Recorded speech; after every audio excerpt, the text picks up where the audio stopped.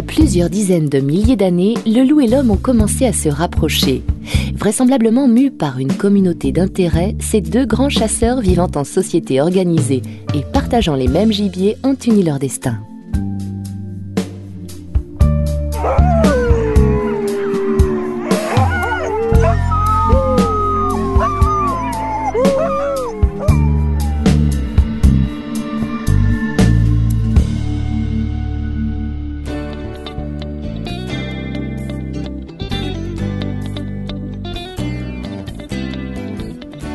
Plusieurs hypothèses ont été émises sur les origines de la domestication du chien intervenue il y a plus ou moins 15 000 ans.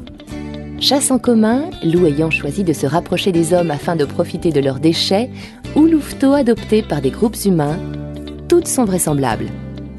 La communauté de vie entre les deux espèces a produit les chiens que nous connaissons, tous différents, tous adaptés au travail ou au milieu qu'ils partagent avec l'homme.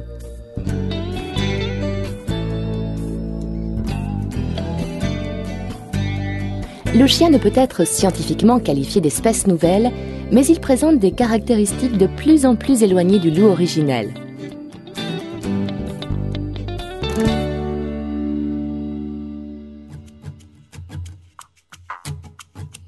Le chien apparaît dans les plus vieux textes de l'humanité et dans les premières manifestations artistiques. Il y est certes décrit comme un compagnon, mais il est surtout un assistant de l'homme dans ses activités les plus fondamentales, la recherche de nourriture, sa protection et celle de ses biens.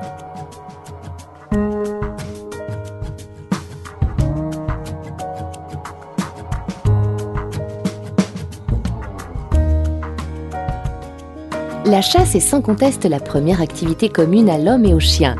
Cette complicité dans la recherche et la capture du gibier a toujours été présente et se perpétue aujourd'hui.